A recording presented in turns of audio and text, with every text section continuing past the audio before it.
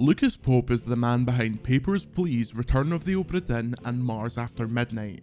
After working at Naughty Dog on Uncharted, Lucas left the AAA space to work on his own projects. Following massive acclaim and success with Papers, Please, he would go on to make what is widely considered to be his best work, Return of the Obra Dinn. A one-bit mystery set upon a ship in which players must uncover the fates of all those unlucky souls aboard. However, despite the acclaim, Return of the Obra Dinn was a game that caused Lucas many problems during development and even had him considering retirement. Recently, I played through and thoroughly researched the development of the game for a video on our channel. But I was left with more questions than the sparse interviews with the elusive developer could answer. So, 3 years to the day of the game's release, I sat down with Lucas to chat about the history of Obra Dinn, his thoughts on it now, and his latest game, Mars After Midnight, an upcoming mysterious project for the Playdate. Do note that this is an audio-only interview, so feel free to open another tab, or if you'd prefer, you can download it as a podcast using the link below. So Lucas, thank you very much for joining me. Sure, yeah, my pleasure. I appreciate you coming on to talk about Obra Dinn and what you've been working on recently, and it's now been 3 years since the release of Return of the Obra Dinn, and it went on to receive a massive amount of rewards and near universal acclaim. What have those 3 years been like for you since the game came out? Well, I told myself I would retire after I made that game, but I was mostly just burnout. I was really wasted after Obra Dinn. It was a tough game to finish, to work on for a long time and then to finish. So I was pretty burnt out for a long time. And it kind of took me a while to get back into the mindset that I wanted to make something again. But then as soon as I did that, we had the pandemic. So that also kind of screwed things up as far as my process, I guess, or my vibe, my jive. So I kind of took the time to say, well, I want to make another game, obviously, but I'll just take more time to do it, to figure out what I actually want to make. And I'll use this chance to spend more time with my family, with my kids who are young and growing now. So not all bad. Do you think that had the game not been so incredibly well received, that you would have felt like the time spent on it was somewhat not worth it? Or how did the reaction to it influence how you felt about the game in hindsight? Because I listened to you talk to Danny O'Dwyer for the No Clip podcast about how much work it actually was and how done with it you were at the end. So has the kind of reaction and really positive public sentiment influenced how you remember the way that game went down? Of course. Yeah, if people didn't like it, I'd be a lot more disappointed, I'm sure. I mean, I have my own disappointments with that game, the things that I would want to change, go back and change. And those would probably eat me alive if other people didn't say they liked the game. It does have its problems, but yeah, the reception is definitely helps me put the whole, the work that I put into it, puts that in context of definitely feeling like it was worth it. And I'm happy with the game now. Is there something specific that you would want to go back and change? Has that been a case of watching people play the game and then noticing something after the fact, or was it something that you knew was in the game when it was shipping, but you were just ready to get rid of it? There are a few things like maybe fast travel. There's a desire for fast travel. People want to be able to jump to memories quickly. If I had more time, I would have figured out a good solution for that sort of thing. I wasn't happy with the stuff I could come up with in the time I had, so I didn't put it in. It's kind of minor in my mind, but it is there. And there are lots of little things like that, just like small little design corners that I probably would have rounded off, sanded off a little bit more if I had the energy at the end to spend maybe 3 or 4 more months on it. Part of how I approach games, and especially making games by myself, is I kind of have to call it at some point and say, this is as good as I can really do. I mean, I'm not trying to make a perfect game. All my games have a little bit of problems with them, or a little bit of jank and things like that. So I've kind of decided that that's generally okay. And I'm not going to try to spend forever to make the perfect game. I kind of want to move on to the next thing. My mind is racing enough that once I feel like a game is in a good shape, then I don't want to spend too long on it, because I feel like maybe I could put that energy into something more new and more different. Do you think that your time in the AAA space, obviously you worked with Naughty Dog for some time, do you think that influenced that kind of approach? Because obviously when you're on something AAA, you're typically on this one big project, and it's just refining that for years and years and years. But now in your position as an independent developer, it's kind of up to you to go and make something else if you're more interested in it? Yeah, okay. It was definitely Naughty Dog, but it was the opposite direction. Naughty Dog taught me that you basically shipping is the most important thing, and you need to really try to get a handle on what you want to focus on, and then focus on that and cut away the things that don't affect that focus or don't contribute to that focus in the right kind of way. So they as far as AAA goes, they are very production focused and very oriented on shipping on time. At least when I was there, things have maybe changed in the last 10 odd years, but at the time it was very much, okay, how much is this system contributing to the game? Well, not that much. Okay, we're going to cut it. Or okay, we have these levels over here, but we haven't worked them into the story yet, and we're getting down to the wire here. Okay, cut this, and this level so that we can put more quality into what we have and get it done. And that was a very important lesson for me, because before then I was very much the indie style design process kind of guy, where I wanted everything to be perfect, and not just with the game that people play, but behind the scenes with the code that I was writing, because I consider myself an engineer first. I wanted the code to be perfect, the arrangement, the APIs, the way the engine was set up, everything. I wanted to be, I would write it and rewrite it and rewrite it until I felt like it was perfect.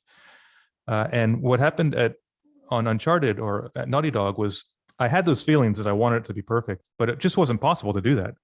And all these things that I was worried about before the game came out, people are going to complain about this, that, or the other thing, or there's these problems here, or my code isn't great there. Once the game came out, none of that mattered. And sort of seeing that, closing the loop on that, on my fears, and realizing that they were unfounded, kind of gave me a new approach, a new way to see game development, as focusing on those things that you think are important and sort of letting the other stuff, not completely ignoring it, but sort of understanding how important it really is going to be to the final experience, and trying to put your energy into the things that have the most effect on what the player is doing when they play the game. Is there any element of that large team production process that you miss, whether it be like the camaraderie or just the kind of day-to-day work? Yeah, I mean, everybody there was better than me. So, if you're talking just about like raw quality, raw talent, everybody at Naughty Dog was better than I was. So it was pretty incredible to see the work that, for example, the texture artists would be doing all day, day in and day out. I miss that. I miss being, and I learned a lot from being around artists and designers and programmers. I miss being around other people that are just way better than me at everything. And, the social aspect of it too. There's a lot of support in working on a big project like that together, if it's going well or if it's not going well, that I don't really get, working alone. If it's not going well, I just kind of have to just grin and bear it and hope that things get better. Not that I mind too much, but yeah, there's a definite component of working alone as an indie that I don't have, that is missing a lot of what I really enjoyed about working at Naughty Dog. Having said that, though, I'm still working alone. So if I had to pick one or the other, I would probably pick my current situation. I noticed that former Naughty Dog head Bruce Straley was thanked in the credits for Obra Dinn. Can you speak to what his influence in the game was? Did he get to play it? Was he one of the people you sent it to before it actually went out? Yeah, he was one of the very few people that I sent it to kind of near the end, when I felt like now I can start showing it to people as sort of a snapshot of my vision. And he, in my opinion, he's one of the best game designers in the industry, in the business. So we're good friends still, and I respect his opinion more than almost anybody about any issues about game design and mechanics and sort of game flow and player experiences and things like that. And so he played the game and he didn't like it that much. And so he gave me really good feedback, though. It's the kind of feedback that I really appreciate, where it's a lot of times you get feedback that is suggestions of what to fix and where things people don't like. But what he told me was basically, he just gave me a mind dump of what he was experiencing as he played the game. And it let me see his thoughts as he was playing, and let me realize these areas where he's thinking something or he's playing in a way that I did not intend. He wasn't telling me how to fix it. He's just kind of telling me how he played, which is very useful for me to suss out where I was making a mistake in my presentation or my mechanics or my explanations or things like that. And I ended up reworking a lot of the game flow based on his feedback to make it so that when you play the game, now you go into a flashback and you hear the music for a minute, and then it goes into this kind of quiet mode, which I call this wander mode, and you can spend as long as you want now in the memory doing whatever you want. And that wasn't there when he played. took you out of the memory after 1 minute and pushed you onto the next memory. So you never had time to kind of take stock of what you'd learned or to digest the scene any kind of deep way. It was pulling you through the game. And that was my original design because I was afraid players would get lost. So I wanted just to drag them through like a leash, like a collar around their neck. But when he played and he told me how his experience was, I felt, okay, that's wrong. Whatever I'm doing here is totally wrong. So I redesigned the overall game flow in a pretty huge way, pretty close to the end of the game. But it ended up being a major improvement, I think. Speaking of that kind of element of experiencing other people's view on the game, have you spent much time watching people play the game, and do they play it in a way that you didn't expect or a way that frustrates you in any way? I've only watched a few people play it for a little bit. I have a little bit of that shyness where I'm too embarrassed to watch someone play in detail, I think. And this is true for Papers, Please also. But I knew when I have watched a few people play it, and everybody plays it a little bit differently. And this is a kind of a tricky thing, especially with a game like Obra Dinn, where you're supposed to pick up on clues that I'm putting down. People see stuff and understand things in very different ways. And it is kind of cool to see how some people solve different identities and fates and things like that in ways that maybe I sort of put the hint in there or put a clue in there, but I wasn't really thinking it would be used that way. And it was, people picked up on it and used it in a clever way. But at the same time, there are red herrings in there that some people will see and interpret one way, which I didn't intend. And so they'll think some dialogue is talking about one guy when actually I was supposed to be talking about a different guy. And those are the kind of things where if I had playtested more, I would have removed them, but I don't think there are that many in the game, so it's kind of okay. When I designed the game, I was thinking I need to make this game with enough clues that people can figure out, even if they miss this clue, they can see this other clue, or there has to be enough in here that somebody who plays in kind of a wild way, different from how I would play, needs to be able to figure out the fates. And ultimately, though, I think that the biggest help there was just the overall structure of the game, which is based on solving 60 fates. And every time you solve 3 fates, those 3 fates are gone. So suddenly you're only solving 57 fates, and then 54, and then 51, and so on, all the way down until there's a manageable number of fates left. So just by the process of elimination and winnowing down the list, it's going to get easier. And I relied on that in the sense that I didn't kill myself trying to figure out exactly how everybody would play. I just assumed, okay, they're going to get down to a manageable number of fates, and then they can sort of figure out from that number. Do you worry that if you'd went through the process of actually sanding down all those edges and making every single clue extremely obvious, that it might lose some of the magic? Because I certainly felt like part of the reason I love the game so much was because it challenged that kind of problem-solving element that games rarely do. Even puzzle games, there's generally one solution as to do things, whereas in Obra Dinn it's much more wide. What do you think that if you'd spent more time in the game, it would have kind of harmed that experience somewhat? Like, let me stop you first and say I never would have spent more time on the game. It just wouldn't have happened. If you were forced, if you were chained up to spend if it more was a time gun, maybe, and there were like my kids were involved, maybe.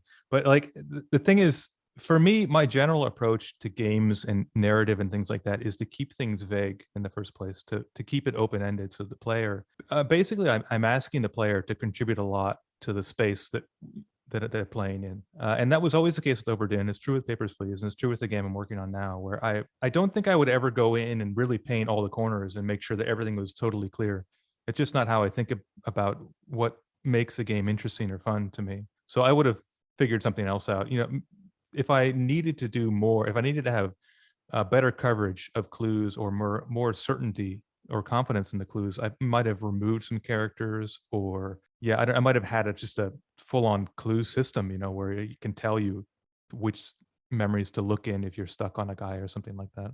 I always found it interesting upon watching playthroughs of the game after I'd finished all of the fates as to the order that people doing them in, because I ended up with Henry Brennan being one of the final names I got. I was so incredibly confused, and it felt like you were saying to me, this guy is incredibly obvious, why haven't you got him so far?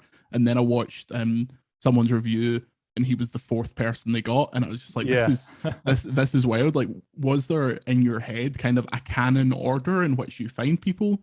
I would say actually not really, no. And the way that I designed the game, I kept it very open for a long time as far as what I needed to do to make it solvable. So I kind of worked out the story, which is the most difficult part, the way the player progresses through the game backwards, but through time, but also down on the decks of the ship. They get deeper and deeper as they progress. That was the most difficult part. Actually assigning names and roles and clues and things, I had a lot of flexibility there, right up into the end almost, of adding more clues or putting more hints in, or trying to do small things, changing things to make identities easier to suss out, to figure out. I had a lot of flexibility there intentionally. That's how I kind of pictured the game design, is I have the freedom here to fix these things as I go. I never really had any real solid idea of what order people would solve things in. I knew which order they could solve them in, because the game tells you, it blurs out the face when you don't have enough clues or thinks you haven't collected enough clues. So I do know generally when they can solve things, but that doesn't really mean that that's when they are able to solve things. One of the things that came very, very late in the last few weeks was the difficulty rating for the characters, which is also, I feel like, a major win at the end, because it allows players to focus their energy much better at the beginning of the game when things are most confusing and they're the most lost. It kind of directs them and says, look at this guy first, because you can figure out who he is. The thing with Brennan is he's only really identified by name once in kind of passing, and he's not close to where his name is used. It's like there's kind of a comical scene where he's holding his hand to his ear to listen, and that's supposed to be the clue that he's listening to his name be called. That clue came very late, just using his name like that. I had to re-record some dialogue to get that in there. So I'm not surprised that you got that out of order. And you're not the only person. Actually, a lot of people don't get Brennan for a long time.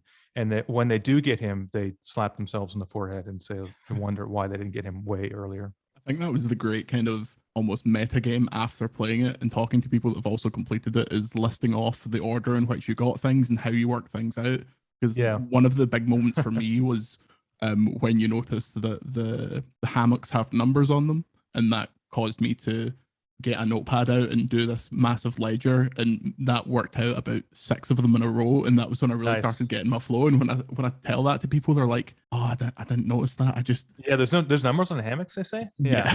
There's a guy with a tattoo on his arm. Like it's all. Yeah, I was torn on the hammocks thing, actually, because it's too obvious to put the numbers in the manifest matching with the hammocks. But what it did was it created this really nice situation where I could play with that. You see the numbers and like, oh shit, well, here we go. Gonna just solve them all. This is great. But actually you can't see the faces. So it's kind of like a little extra. Yeah. It's a little tease, but it ends up being pretty useful anyways. So yeah, it kind of surprised me though that a lot of people don't see the numbers on the hammocks. And I think part of that is because the tutorial about the manifest is probably like 6 hours away from when you first run into the hammocks and see the numbers on there.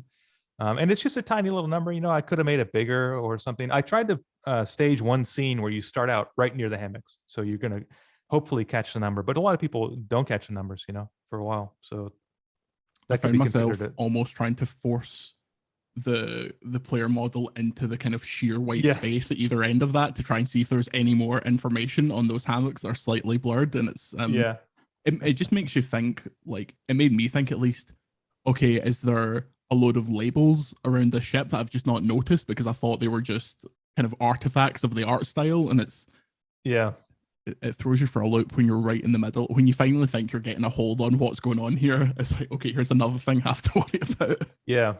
And actually, I had to be kind of careful with that too. There's not any text on the ship. Those numbers are it as far as in the environment. The book is full of text, but the ship itself is not. And initially, I decided that there were going to be no notes in the game. And this is what you would typically have in this kind of game, is you have lots of notes you would find everywhere about people writing down their thoughts. And I just decided, okay, I'm not going to have that. And the numbers was basically, it's like a note, I guess, but it was far enough away from that. And it was a cool enough sort of mechanic for me to work that in that I wanted to put it in there. I saw an interview where you mentioned how the localization process, specifically with the kind of sentence building gameplay element, was extremely difficult because of the tenses and things like that kind of dominate other languages. Is that experience turned you off making something else that is language based or a mechanic that works in that kind of way? What was that kind of lesson like? Well, it's funny, on Papers, Please, I learned a very important lesson not to have lots of tightly laid out documents that need to be localized, because that's almost impossible. To every language is a different size. Every sentence in every language is a different size. So it's very hard to lay them out in a way that looks similar across a bunch of languages. So I felt like, okay, that's my localization lesson for life, and I'll carry that on through. And I did carry that on through, but I missed the other lesson, which is do not try to localize a grammar system, uh, which was, yeah, a huge pain in the ass. And so, I mean, every game, I guess I learn a little bit what not to do. I don't think I'll do anything like that ever again, like with Obra Dinn. It was a lot of fun, though. I will say that. It was fun, and it was one of the reasons I make games is really because I like learning new stuff. So whenever I'm working on the technical stuff, I'm always learning new whatever programming techniques and engineering solutions and stuff like that. Or I'm learning a new app to help a new program to write music or do sound effects or something. Doing this localization thing and writing the tools for it was a lot of fun because I was learning all this stuff about these languages that I had no idea. I mean, I never would have done it if I'd known. So it's a good thing I didn't know, but there was a lot to learn there about it. And that was pretty enjoyable for me. It was a pain in the ass because it was a lot of work, but I love to work, and that was exactly the kind of thing that I like to work on. So you just mentioned there about learning how to do new things, and I think one of the most interesting bits of kind of extra media around Obra Dinn is the time lapse of the ship being built and the framework of the ship that you've put up yeah. on YouTube. What was the process of not only building that but also researching real ships in order to make something that is realistic but also depicted in the kind of one-bit art style? Yeah, that was a lot of fun too. When I sat down to make this kind of game, I thought, first off, I want to make a black and white 3D game. And I had a couple of places where I could settings for the game, environments, whatever. And I thought, okay, a ship will be the easiest because it's very contained. It's in the middle of the ocean. They can't go anywhere. It's a few decks. It's, some sails. It'll be easy. That turned out to be way, way wrong because ships are incredibly detailed. And the resources I was using they're not online. They're books. Shipbuilding, basically. Model shipbuilding was a huge hobby, 100 years ago? Yeah. Massive hobby with lots and lots of media and literature and things. And that stuff was not digitized. Those guys all died 50 years ago. So that hasn't stuck around. But, if you go online, you can order these old books again, these shipbuilding books, model shipbuilding books, and get references for what they look like. But there's this kind of edge that I fell off of, this precipice that I was on, and maybe I fell, I don't know, grabbed a vine on the way down, but you kind of get hung up or caught up in the accuracy, because once you start to realize how detailed these ships were and how important every little piece of it was, I kind of was worried that I wasn't capturing everything just right. Maybe I was, these rooms wouldn't be here, or these cannons wouldn't be spaced on the deck like this, or if you're going to have portholes here, they're going to be different than this. And that basically made it take a lot longer. The good news is I didn't have, when I made the game, when I sort of thought about the game, I said, it's a game on a ship. It's going to be a real ship. So that part, I didn't need to imagine from scratch this amazing world, which a lot of games have to do, fill it with things all from my imagination. I could just say, I want it to look like a ship, and then I'll put a story in that ship because, stories happen on ships. I don't need anything really special in there to make a story happen here. So that was nice. And it was basically a process of doing a lot of research, reading a lot of model shipbuilding books and actual books about running these ships or sailing these ships, and picking and choosing the pieces that I thought would work in the game. I noticed that at the end of the game, once the ledger is put on a shelf, there's a second book next to it. Was that some kind of indication that you thought about? Obviously, since then, and all you've said about how much work it was, I severely doubt we're going to get Return of the Obra Dinn 2, but was that kind of like a hint towards perhaps further adventures of this investigator, or was that just so there wasn't only one ledger on the shelf? Well, if you notice, the shelf is actually full of items, and the number of items that are on that shelf is dependent on how well you do. So if you do really well, there's lots of items there, and if you don't do so well, there's fewer items. And each item is kind of a totem, like the watch, where it looks like some magical thing, which you could imagine would be in some adventure story. When I started with Obra Dinn, I thought this is going to be a 6-month project, and I'm going to make another one right afterwards. So I was very wrong about that, but I did always have ideas for more stories kind of in this same mold. And so, yes, that book there was originally, had a title on it, actually, and I took the title off right before I shipped because, in severe exhaustion, I think. I just didn't want to set it up quite that much. But yeah, that was supposed to be kind of the the adventure you had finished in between getting the watch and the moment when you get the monkey's paw. It was an interesting kind of revelation, because I've always seen your career as kind of you do one thing, you do like singular games, then you move on to something else that has elements of the other thing. So the idea of doing a sequel didn't seem very much like something that would interest you too much, but obviously that book there was kind of a hint. Do you think that Yeah. like how long do you think it would have to be for you to consider working on an Obra Dinn style game again? And if you were to do that, do you think you would have learned your lessons about how much work it actually was, or do you think as a person you would fall into those same traps again? Yeah, I definitely fall in those same traps. I learned nothing about that sort of thing. But the tricky part is it's not kind of finding the moment when I want to go back to Obra Dinn. It's finding the moment when I don't have something else more exciting in my mind to work on, and that's going to be tough, honestly. Yeah, it's possible, but it's pretty tricky. There's always some other little thing that I want to do instead of going back to a previous title. With Papers, Please, I felt like a one-hit wonder. Like, it's going to be very hard to follow Papers, Please. And just for the record, I think Papers, Please is a better game, but I was very worried about Obra Dinn for a long time, and I think that's one of the reasons why it took so long. Because you don't really want to. I didn't want to show that hand, because as long as I keep that hand close, it's all potential, and I haven't made a huge sophomore mistake. So Obra Dinn for me is mostly a huge relief, basically, that it wasn't terrible as a follow-up to Papers, Please. I think it was significantly better than not terrible. It's one of Thank you. It's a game that, especially in my line of work, you don't meet a games journalist that doesn't have good things to say about Return of the Obra Dinn. It is Well, cool. That's good to hear. Thank you. It's very highly acclaimed. In the kind of 3 years hence, how has the past 2 years specifically been for you creatively? Obviously, you work yourself, so it's not like you had any kind of studio shut down or move to a work from home environment.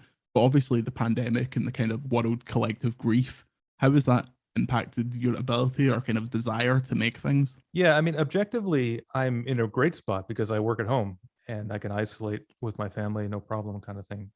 But creatively, yeah, it's been pretty difficult to focus. Really, I think is the hardest thing. Part of that is because I haven't really had to. I said I was going to retire after Obra Dinn, and I didn't. But the opportunity was there, and the potential was definitely there. And the situation was there, so that I've had a really hard time focusing and sort of thinking about things that are game related and sort of getting in the thick of it with game development. But the upside is, like I mentioned earlier, I've spent more time with my family and my kids, and I really like to work. And it's kind of a dangerous situation where you love to work, you're successful, and you work at home, to get pretty lost in that situation. And I think one of the dangers too with Obra Dinn was that a lot of my identity is tied up in my games, in making games and then sharing them with people, and then that's how they kind of see me. And that can be dangerous. I dodged the bullet with Obra Dinn because people liked it, but if it wasn't successful or people didn't like the game, that's a huge hit against just how I see myself or my own perception of myself. So it's been helpful to me to sort of step back from my games as defining me entirely, and to spend more time with my family, basically spend more time with my kids, and to be somebody who they don't really care about my games. I mean, they like the music and whatever, and they think it looks kind of neat, but otherwise they care about me as a person more than my games. And so that actually has been really nice and helpful for me. You mentioned on your blog that your upcoming game, Mars After Midnight, you wanted to make something that you thought your kids would find somewhat interesting. So do you find that your family and your kind of home life, is that where you're finding inspiration now as opposed to where you found it in the past? Or what is it in your day-to-day life that gets you wondering and gets your fingers clicking? That's a good question. I'm not sure. When I decided I wanted to make a game my kids could enjoy, it was really a long time coming. I don't know why I didn't realize that sooner, but all of my games have a lot of death and kind of heavy themes in them, basically. And I play games with my kids too, but we play, Mario and Zelda and stuff like that. And I just never put the two and two together. Maybe I could make games for my kids. I enjoy this kind of distance. In my personal life, I enjoy a distance from the games that I make. And I love it. So, my mom hasn't played my game. She's happy, proud of it, and she knows about it. But I don't talk about my games really. My wife knows all about my games and things like that. But she plays my games. But it's kind of my personal identity is not really tied up in my games. So I don't really, I work at home and stuff like that, but I don't bring the games that I work on really into the family life that much. And it was just kind of spending more time with my kids and playing games with them when I realized, I can do this. I could make something that the kids could like, right? I mean, I made some okay games before. I can probably, this sounds like an interesting challenge, how to change the way that I think about what's kind of an exciting adventure. How can I transform that into something that a kid would enjoy, that my kids would enjoy? What kind of games are you guys finding interesting at the minute? Is it mostly Switch stuff, the recent Marios and things like that? Yeah, Switch stuff. And I guess this is something the Pokemon Company figured out a long time ago, but my kids love games where there's just a shit ton of things that they need to memorize and learn about and discover. Just reams and reams of characters or items. My son plays Zelda Breath of the Wild now, and he's all about the different swords and the damage values for each and every one, and how high and how low they can go with their different bonuses. It's like there's a real tap into the child's psyche with games like that, that I'm not going to hit with my game, but yeah, it's interesting to see. But when I watch my kids play it, you get a whole different perspective on how good that game is, how wide open and full the universe is. That as far as I know, my son thinks all games are like that. And it's going to be a rude awakening when he realizes nothing is as good as that. Everything he searches out is not going to be as good as that in so many different ways. Well, at least he's got high standards, at least. So yeah, right. Yeah, starting on a peak. I don't know if that's good or bad. How did that come about, Mars After Midnight, specifically working with Panic and the Playdate? Did you reach out to them, or I know they are working with a few different kind of independent developers? Did they reach out to you? What was that process like? I think it was a bit of both. I found out about the Playdate and I thought, okay, that's pretty much made specifically for me because it's 1-bit, right? I had some friends who were working with them, and I said, hey, what's up with that Playdate thing? Maybe I could take a look. And when they found out that I was interested, they were very excited too, and so they quickly hooked me up with a dev unit. For me, it was just the 1-bit thing, basically. Like I love working in 1-bit so much on Obra Dinn. It was really the highlight of the project for me. That working on the visuals and solving all these 1-bit related problems was just a lot of fun, just a ton of fun. And when I think about Obra Dinn, I think most about how it looks first, and how I really like how it looks still, which is rare for me. I usually get tired of stuff and lose interest in it very quickly, but I always like the way that 1-bit style looks. And I kind of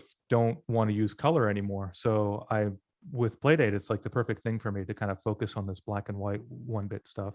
And it's also nice because it's a unique system, and it kind of creates these restrictions or creates this kind of limitations that I really like when I'm designing games or thinking about games. There are a lot of things lined up for me with Playdate. And you said in the kind of video announcing Mars After Midnight and in your blog that you're not entirely sure what it'll end up being. That was a few weeks ago at this point. Where are you with it right now? How are you feeling on it? What kind of stage do you think it's in? Well, with most of my games, the way it works generally, let me lay it out for you, is I have an idea and I think it'll work and I think it's cool. So checking passports or a 1-bit frozen freeze frame adventure game. And I try to project through all the way to the whole game to try to imagine what the final game might look like. And I never see it. It's always foggy, but I get a sense that there is a good game there. The fog could clear and there might be something great there. Something that's at least worth playing. And then I start to work on it. And so from that starting point, I have like a seed of an idea. So for Mars After Midnight, it's basically it's like kind of Papers, Please for Kids, basically, where you flip open a window and you see a face there. Just a really nice element of not knowing what you're going to see and then seeing this crazy alien. And then that's it, really. And so at the beginning, I don't really know how that's going to play out in the end, if it's even going to be a big part of the game. But I know that there's something there, and there's probably a game. Maybe I can't find it, but maybe somebody could. Well, let me at least try. And I kind of putter along like that for a while. And because it's built on some or it's built on something that got me started, some seed, I can at least water that seed. I don't know what I'm going to. I don't know what the tree is going to. This metaphor is great. I don't know what the tree is going to look like, but I can water it, and I can trim the leaves that don't look right, and I can help I can put some fertilizer in there and stuff like that. And then along the way, I throw in something just randomly, maybe that's just like some thing I needed, to some sign on the wall or some when they enter the building that you're trying to let them into, they got to do some just little animation or something like that. And then that somehow gives me an idea about what to do next, or what could be some mechanic that I could build out of this. Until finally I have enough little mechanics and things that are kind of hanging there that I can build a story out of it. And then once this can start building a story, then that can feed back into more little mechanics and things. And then boom, I have a whole game basically. So for Mars After Midnight, there was a long time when I just had the opening the window thing, but that kept me busy for a while. And just recently, I figured out another mechanic which looks like it might be the core of the game. And I won't say what it is. It's nothing too exciting, but it's enough that I want to kind of package it up and make sure that it's actually going to work before I start to talk about it. Do you think that your experience on Obra Dinn and how burnt out you got doing that project has impacted the way you're working on this, or do you find yourself falling into old habits? Like, I hope this isn't another game that at the end of it you say, okay, now I'm retired.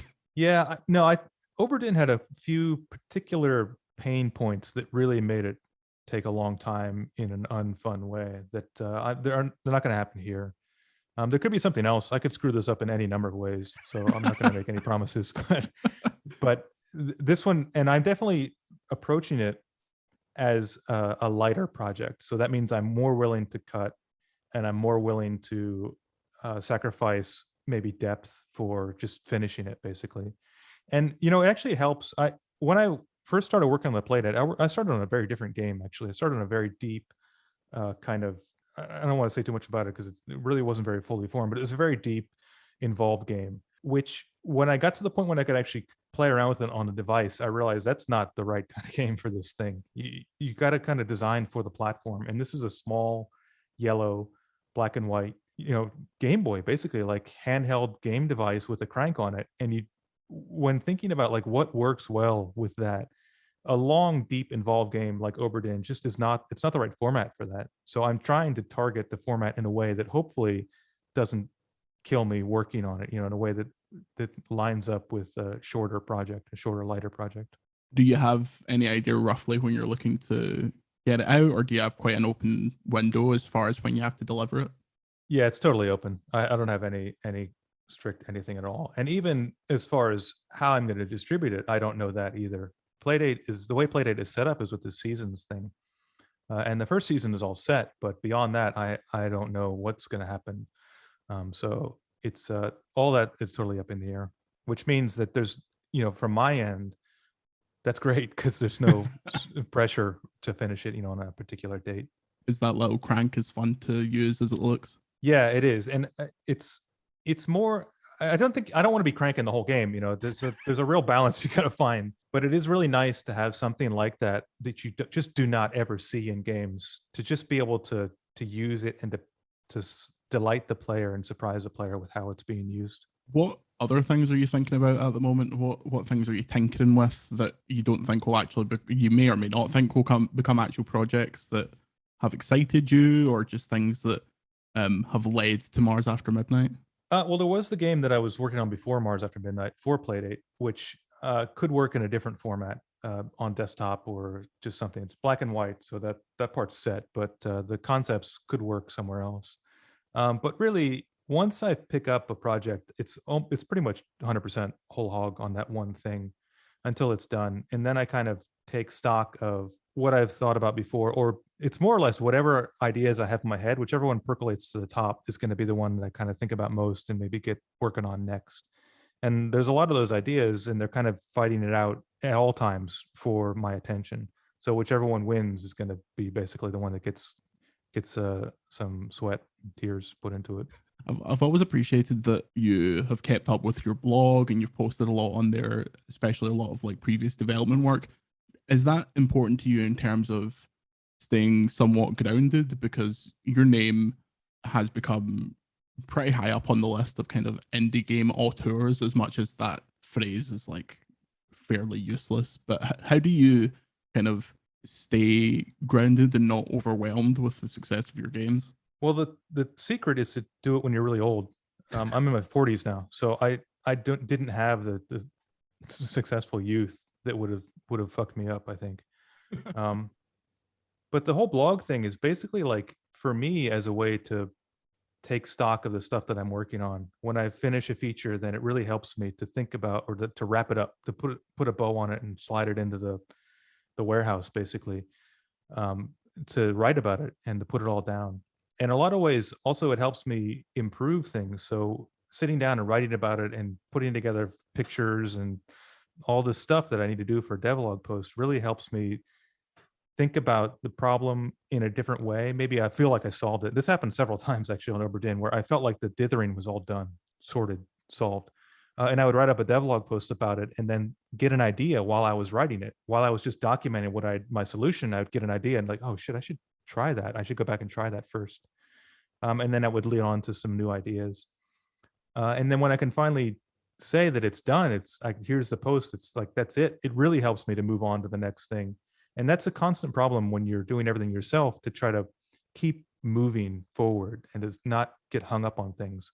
So writing a devlog post is kind of like allowing myself to move on to the next thing, to forget about, to basically decide that what I've done there is good enough for a devlog post, and it's all laid out here. If I forget what I did, I can go back and read that. So let's move on to the next thing. What are you finding exciting and interesting in games development in 2021 outside of the things you're working on? Is there anything that's caught your eye? Anything? No, nothing. Just my stuff, I think, is the only thing that matters. Only one bit. If a game has more than one bit, then not interested. Yeah. No, I really like to see all these very personal, very offbeat, off-kilter indie games that are coming out, and especially on Switch, where they can find a lot of success. That, to me, the kind of not democratized, but the kind of like the way that different kinds of people can make different kinds of games is really exciting to me. And I feel like it's sort of taken off in a way during the pandemic that it hadn't before. It's definitely been something that's been around for the last 10 or so years, and it's gradually rising. But I feel like it's really taking off now, where you see lots of quirky, off-kilter, offbeat, different mechanics sort of games coming together and being successful, finding an audience that can pay their creators well. So that, to me, is pretty much the most exciting thing. I think one frustrating thing is just how expensive and how big AAA games are getting. If you knew how much Last of Us cost to make, it's staggering. It is staggering, the amount of time and people and money it took to make. But what's even more surprising is how much money it made on that, which is 100 times the investment of whatever they put into it. And that to me is a little bit scary, that it can scale up so high, which is why it's comforting to know that there's this other side of games that's doing really well now. Is there nothing about that AAA space that tempts you back at all? I don't think so. No, I'm spoiled by the freedoms I have with Papers, Please and Obra Dinn. Do you think that kind of the ballooning budgets and the amount of people it takes to make one of these games, do you think that's unsustainable? Do you think we'll reach a point where the bubble kind of bursts? No, I don't think so. I think it's just going to be just like Hollywood movies. You get these blockbusters that cost more and more, but they make more and more. I think the audiences for games are always expanding, so there's the potential there for them to get even higher. Well, before I let you go, we have to ask our cliched question that we ask to every game dev that we interview. If you were given free reign over any kind of IP, what would you like to work on? Any kind of IP. See, here again, I'm spoiled, because if I was going to work on an IP, it'd probably be my own. That's not, you can't say that. That's against the rules. It has to be something. We have to have Return of Tatooine or something. Yeah. Okay, I'll make a Time Bandits game then. You know the movie Time Bandits? Yeah. Very nice. One of my favorite movies, and I think there's some potential there. I mean, I feel like hot property, no doubt. I was about to say, I feel like you could reach out to them and make a deal fairly simple. You're not asking to use like Mickey Mouse or anything like that. I feel like you could maybe make that happen. I feel like from playing all your previous games, that those kind of constraints kind of aren't what you're interested in working on, especially because do you get a lot of pleasure out of the kind of narrative writing side of it, or is that more of like a means to an end to getting to the game design part? Which part kind of excites you more? I like them both, and I really like how they're intertwined. I keep them very closely integrated, the game design, the mechanics, and the story. And to me, that's the most enjoyable part of those two things, is the fact that they're feeding in and onto each other from each other. So I really enjoy that. And like I said earlier, like I stay very flexible the whole way. So things about the story that can feed back into the mechanics, or the mechanics that can feed back into the story, are very important to me. And those things grow as I'm working on the game. They're never set out in a design document or anything like that. Well, I will let you get back to working on Mars After Midnight. I'd love to have you back to talk about the game once you've decided what the game is going to be, and we can see if the gameplay mechanic that you refer to here actually makes it in. It's kind of a time capsule of before the game happens in earnest. And thank you very much for sitting down. Yeah, absolutely. I had a great time. Thanks, Jordan.